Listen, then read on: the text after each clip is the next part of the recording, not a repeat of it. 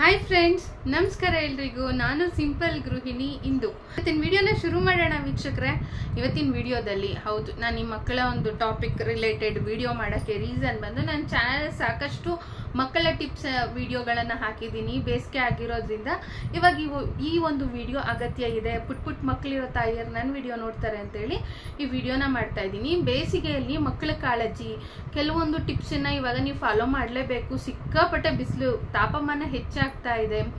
ಅಂಥದ್ರಲ್ಲಿ ಪುಟ್ಟು ಮಗು ಇದೆ ಅಂತಂದ್ರೆ ಸ್ಪೆಷಲ್ ಕೇರ್ ಬೇಕಾಗುತ್ತೆ. ಯಾವ ತರ ನೋಡ್ಕೋಬೇಕು? ಹಳೆ ವಿಡಿಯೋಗಳಿಗೆ ಜಾಸ್ತಿ ಕಮೆಂಟ್ ಬರ್ತಾ ಇರುತ್ತೆ. ಮೊನ್ನೆ ಒಂದು ಕಮೆಂಟ್ ಬಂದಿತ್ತು, ತಾಯಿ ಇಲ್ಲದೆ ಇರೋ ನಮಗೆ ನೀವು ತಾಯಿ ತರ ಅಕ್ಕ ಈ ತರ ಚಿಕ್ಕ ಟಿಪ್ಸನ್ನು ಹೇಳ್ಕೊಡ್ತೀರಾ, ಥ್ಯಾಂಕ್ ಯು ಅಂತೇಳಿ ಕಮೆಂಟ್ ಹಾಕಿದ್ರು. ನನಗೆ ತುಂಬಾನೇ ನನಗೆ ಖುಷಿ ಆಯಿತು. ಸೊ ಈ ಥರ ಕೆಲವು ಹೆಣ್ಮಕ್ಳಿಗೆ ಹೆಲ್ಪ್ ಆಗಲಿ ಅಂತೇಳಿ ನಾನು ಮಕ್ಕಳ ಟಿಪ್ಸ್ ಮತ್ತು ನಂಗೆ ಗೊತ್ತಿರೋ ಅಂಥ ಸೇಫ್ ಆಗಿರೋಂಥ ಮನೆ ಮದ್ದುಗಳು ಈ ಥರದನ್ನೆಲ್ಲ ಶೇರ್ ಮಾಡಿದ್ದೀನಿ. ನಂಗೆ ಗೊತ್ತಿರೋದು ಅಂದರೆ ಅಜ್ಜಿ ಕಾಲದ ಮನೆ ಮದ್ದು, ಯೂಶಲಿ ಯಾವುದೆಲ್ಲ ಸೇಫ್ ಇರುತ್ತೆ, ಸೊ ಆ ಥರದನ್ನೆಲ್ಲ ಶೇರ್ ಮಾಡಿದ್ದೀನಿ. ಸೊ ಇವತ್ತಿನ ವಿಡಿಯೋದಲ್ಲೂ ಅಷ್ಟೇ, ಬೇಸಿಗೆ ಕಾಲದಲ್ಲಿ ಅದು ಈ ಸ್ಪೆಷಲಿ ಇವಾಗ ಬಿಸಿಲು ಸಿಕ್ಕಾಪಟ್ಟೆ ಜಾಸ್ತಿ ಇದೆ. ಮಕ್ಕಳ ಕಾಳಜಿ, ಬೇಸಿಗೆಯ ಕಾಲದಲ್ಲಿ ಮಕ್ಕಳ ಕಾಳಜಿ ಯಾವ ಥರ ಮಾಡಬೇಕು ಅಂತೇಳಿ ಒಂದಷ್ಟು ವಿಷಯಗಳನ್ನ ತಿಳಿಸ್ಕೊಡ್ತೀನಿ. ಸೊ ವಿಡಿಯೋ ಸ್ಕಿಪ್ ಮಾಡಿದೆ ಕೊನೆ ತನಕ ನೋಡಿ. ನಿಮಗೆ ವಿಡಿಯೋ ಇಷ್ಟ ಆಗ್ತಿದ್ರೆ ದಯವಿಟ್ಟು ಒಂದು ಲೈಕ್ ಕೊಡಿ ಮತ್ತು ಪುಟ್ಟು ಮಕ್ಕಳಿರೋಂಥ ತಾಯರಿಗೆ ಈ ವಿಡಿಯೋನ ಶೇರ್ ಮಾಡಿ. ಈ ರೀತಿಯ ಹೆಚ್ಚಿನ ವಿಡಿಯೋಗಳನ್ನ ನೋಡ್ಬೇಕಂದ್ರೆ ಯಾರೆಲ್ಲ ಚಾನಲನ್ನು ಸಬ್ಸ್ಕ್ರೈಬ್ ಮಾಡ್ಕೊಳ್ದೆ ನೋಡ್ತಿದ್ದೀರಾ ದಯವಿಟ್ಟು ಸಬ್ಸ್ಕ್ರೈಬ್ ಮಾಡ್ಕೊಳ್ಳಿ, ಆಲ್ ಅಂತ ಸೆಲೆಕ್ಟ್ ಮಾಡ್ಕೊಳ್ಳಿ. ಆಗ ನಾನು ಯಾವುದೇ ವಿಡಿಯೋ ಅಪ್ಲೋಡ್ ಮಾಡಿದ್ರು ನಿಮಗೆ ನೋಟಿಫಿಕೇಶನ್ ಅನ್ನೋದು ಬರುತ್ತೆ. ಸೊ ಹಾಗಿದ್ರೆ ಬನ್ನಿ ವೀಕ್ಷಕರೇ, ಶುರು ಮಾಡೋಣ. ಮುಖ್ಯವಾಗಿ ಬೇಸಿಗೆ ಸಮಯದಲ್ಲಿ ಮಕ್ಕಳಿಗೆ ಕಾಡುವಂಥ ಸಮಸ್ಯೆ ಅಂತಂದರೆ, ಮಕ್ಕಳಿಗೆ, ವಯಸ್ಕರಿಗೆ, ಸೊ ಯಾರಿಗಾಗಲಿ ಕಾಡುವಂಥ ಸಮಸ್ಯೆ ಅಂದರೆ ನಿರ್ಜಲೀಕರಣ. ಇವಾಗೆಲ್ಲ ಅಂತೂ ಹೀಟ್ ಸ್ಟ್ರೋಕ್ ಅಂತೆಲ್ಲ ಆಗಿ ಆಸ್ಪತ್ರೆಗೆ ಅಡ್ಮಿಟ್ ಆಗ್ತಿದ್ದಾರೆ. ಹಂಗಿರ್ಬೇಕಾದ್ರೆ ಈಗ ಚೊಚ್ಚಲ ಹೆರಿಗೆ, ಮೊದಲನೇ ಹೆರಿಗೆ ಅಂತಂದರೆ ಆ ತಾಯಿಯರಿಗೆ ಸ್ಟಾರ್ಟಿಂಗ್ ಏನು ಗೊತ್ತಿರಲ್ಲ.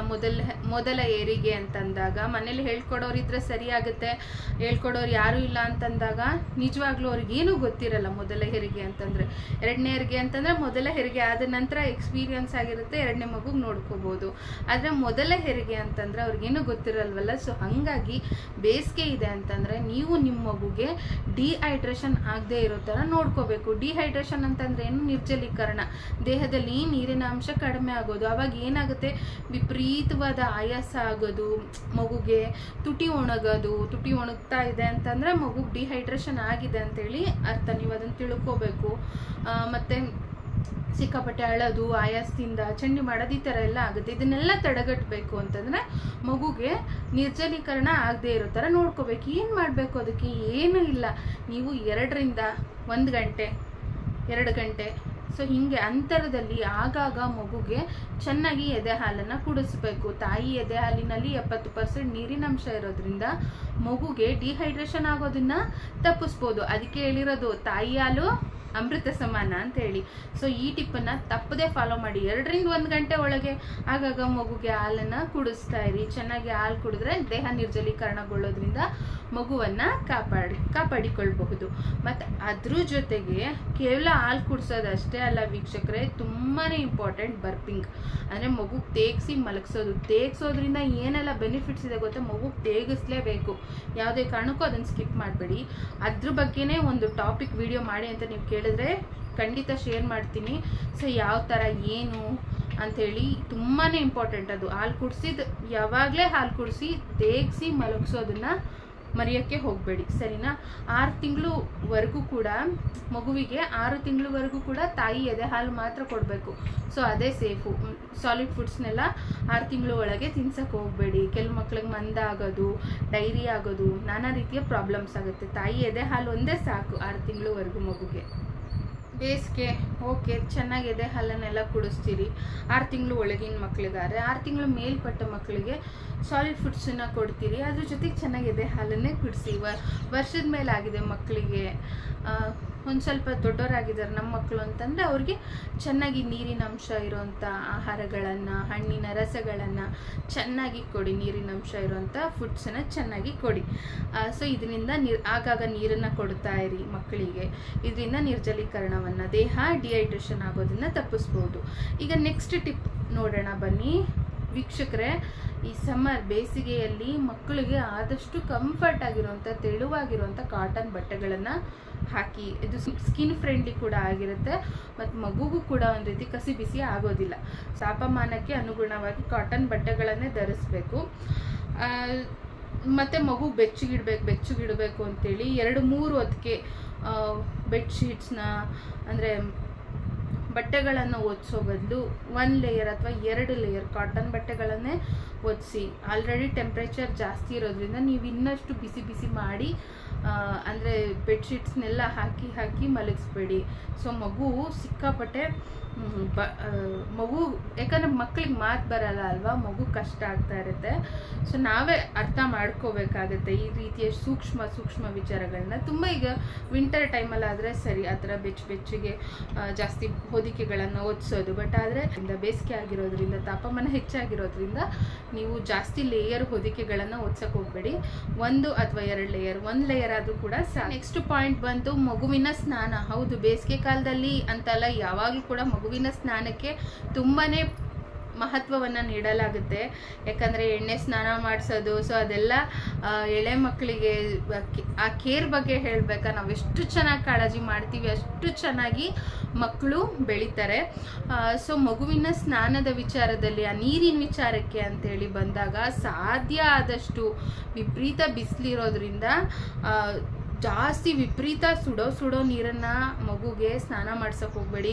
ಮಗು ನೋಡಿ, ನಾನು ಚೆನ್ನಾಗಿ ಹಾಲು ಕುಡಿಸ್ತಾ ಇದ್ದೀನಿ, ನಾನು ಚೆನ್ನಾಗಿ ನೋಡ್ಕೋತಾ ಇದ್ದೀನಿ, ಆದರೆ ನನ್ನ ಮಗು ಸಣ್ಣ ಆಗೋಯ್ತು ಅಂದರೆ ಆ ಬಿಸಿ, ಆ ಟೆಂಪ್ರೇಚರ್ ಅನ್ನೋದಿರುತ್ತಲ್ಲ. ಯಾಕೆ ಅಂತಂದರೆ ಮಗು ಅರ್ಧ ಆಗ್ಬಿಡುತ್ತೆ ಅಂತಂತಾರೆ, ಅಂದರೆ ಸಣ್ಣ ಆಗುತ್ತೆ ಮಗು ಅಂತೇಳಿ.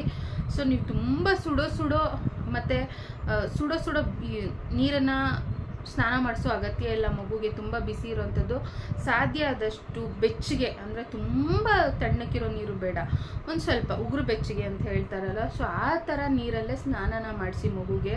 ಪ್ರತಿದಿನ ಸ್ನಾನ ಮಾಡಿಸಿ, ಅದರಿಂದ ಸ್ಕಿನ್ ಕೂಡ ಚೆನ್ನಾಗಿರುತ್ತೆ.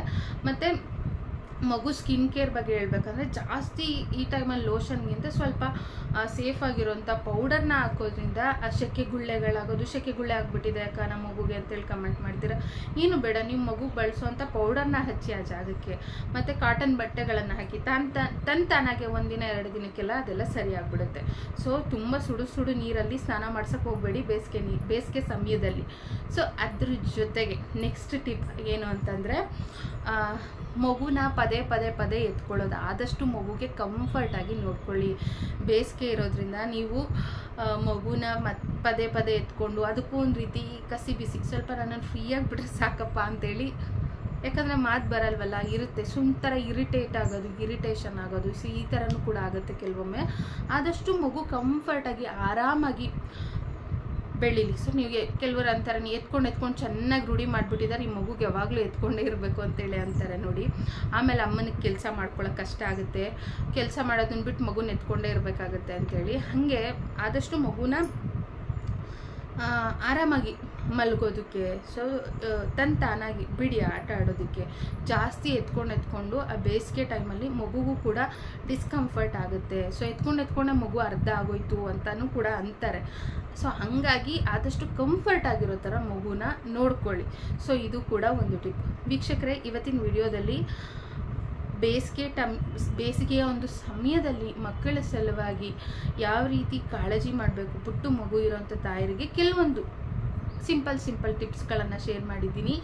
ಈ ವಿಡಿಯೋ ನಿಮಗೆ ಇಷ್ಟ ಆಗಿದ್ರೆ ಒಂದು ಲೈಕನ್ನು ನೀಡಿ, ಶೇರನ್ನು ಮಾಡಿ. ನೆಕ್ಸ್ಟ್ ವಿಡಿಯೋ ಯಾವುದಾದ್ರು, ಇವಾಗ ನೀವು ಕಮೆಂಟ್ ಮಾಡಿದರೆ ಮಗುಗೆ ಬರ್ಪಿಂಗ್, ಸೊ ಅದ್ರ ಸಲುವಾಗಿ ತೆಗ್ಸೋದು ತುಂಬಾ ಮುಖ್ಯ, ತೆಗೆಸ್ದೇ ಇದ್ರೆ ಏನಾಗುತ್ತೆ, ಸೊ ಅದ್ರ ಸಲುವಾಗಿ ವಿಡಿಯೋ ಮಾಡಿ ಅಂದರೆ ಮಾಡ್ತೀನಿ. ಯಾವುದಾದ್ರು ಒಳ್ಳೆ ಬೇಬಿ ಫುಡ್ ರೆಸಿಪಿ ಯಾವುದಾದ್ರು ಶೂಟ್ ಮಾಡೋಣ ಅಂತ ಅಂದ್ಕೊಂಡಿದ್ದೀನಿ. ನೋಡೋಣ, ಯಾವುದಾದ್ರು ಒಳ್ಳೆ ಕಂಟೆಂಟ್ ವಿಡಿಯೋದೊಂದಿಗೆ ನಾನು ಮತ್ತೆ ಬರ್ತೀನಿ. ಎಲ್ರಿಗೂ ಒಳ್ಳೆಯದಾಗಲಿ, ಖುಷಿಯಾಗಿರಿ, ನಗ್ತಾ ಇರಿ. ಇದೊಂದು ಮುಖ್ಯವಾದ ವಿಷಯ ಏನಂತಂದರೆ, ತಾಯಿಗೂ ಕೂಡ ಎದೆ ಹಾಲು ಚೆನ್ನಾಗಿ ಬರಬೇಕು ಬೇಸಿಗೆ ಟೈಮಲ್ಲಿ ಅಂತಂದರೆ, ಆಕೆ ಕೂಡ ಚೆನ್ನಾಗಿ ಆರಿಸಿರೋಂಥ ನೀರನ್ನು ಚೆನ್ನಾಗಿ ಕುಡೀರಿ. ನೀವೆಷ್ಟು ಚೆನ್ನಾಗಿ ನೀರು ಕುಡಿತೀರಾ, ಸೊ ಅಷ್ಟು ಚೆನ್ನಾಗಿ ಎದೆ ಹಾಲು ಕೂಡ ಬರುತ್ತೆ. ಒಳ್ಳೆ ಫುಡ್ಡನ್ನು, ಒಳ್ಳೆ ಬ್ಯಾಲೆನ್ಸ್ಡ್ ಡಯಟನ್ನು ಫಾಲೋ ಮಾಡಿ. ಸೊ ನೀವು ಇದನ್ನೆಲ್ಲ ಫಾಲೋ ಮಾಡಿದರೆ ನಿಮ್ಗೆ ಚೆನ್ನಾಗಿ ಎದೆ ಹಾಲು ಬಂದೇ ಬರುತ್ತೆ. ಎದೆ ಹಾಲು ಚೆನ್ನಾಗಿ ಬರಬೇಕು ಅಂತಂದರೆ ಒಂದಷ್ಟು ವಿಡಿಯೋಗಳನ್ನು ಶೇರ್ ಮಾಡಿದ್ದೀನಿ. ಸೊ ನೋಡಿ, ಒಂದು ಮನೆಮದ್ದುಗಳನ್ನು, ರೆಸಿಪಿಗಳನ್ನು ಮಾಡಿಕೊಂಡು ಟ್ರೈ ಮಾಡಿ. ಎದೆ ಹಾಲು ಕೂಡ ವೃದ್ಧಿ ಆಗುತ್ತೆ. ಸೊ ಎಲ್ಲ ಐಕಾನ್ ಮತ್ತು ಎಂಡ್ ಸ್ಕ್ರೀನಲ್ಲಿ ಕೊಟ್ಟಿರ್ತೀನಿ. ಸೊ ಸ್ಕಿಪ್ ಮಾಡಿದೆ ನೋಡಿ, ಹಳೆ ವಿಡಿಯೋಗಳನ್ನು ಕೂಡ ನೋಡಿ, ತುಂಬಾ ಯೂಸ್ ಆಗುತ್ತೆ ನಿಮಗೆ. ಸೊ ನೆಕ್ಸ್ಟ್ ವಿಡಿಯೋದಲ್ಲಿ ಆದಷ್ಟು ಬೇಗ ಮತ್ತೆ ಬರ್ತೀನಿ. ಎಲ್ರಿಗೂ ಒಳ್ಳೆಯದಾಗಲಿ, ಖುಷಿಯಾಗಿರಿ, ನಗ್ನಗ್ತಾ ಇರಿ. ಇರೋದೊಂದೇ ಜೀವನ, ಹೊಟ್ಟೆ ತುಂಬ ಊಟ ಮಾಡಿ, ಕಣ್ ತುಂಬ ನಿದ್ದೆ ಮಾಡಿ, ತಮ್ಮೆಲ್ಲರ ಒಂದು ಅಮೂಲ್ಯವಾದ ಸಮಯವನ್ನು ಇಲ್ಲಿ ನೀಡಿ ವಿಡಿಯೋ ನೋಡಿದ್ದಕ್ಕಾಗಿ ನಿಮ್ಮೆಲ್ಲರಿಗೂ ನನ್ನ ಕಡೆಯಿಂದ ತುಂಬು ಹೃದಯದ ಧನ್ಯವಾದಗಳು. Thank you all. ಪುಟ್ ಮಕ್ಕಳನ್ನು ಚೆನ್ನಾಗಿ ನೋಡ್ಕೊಳ್ಳಿ. ಬಾಯ್ ಬಾಯ್, ಟೇಕ್ ಕೇರ್.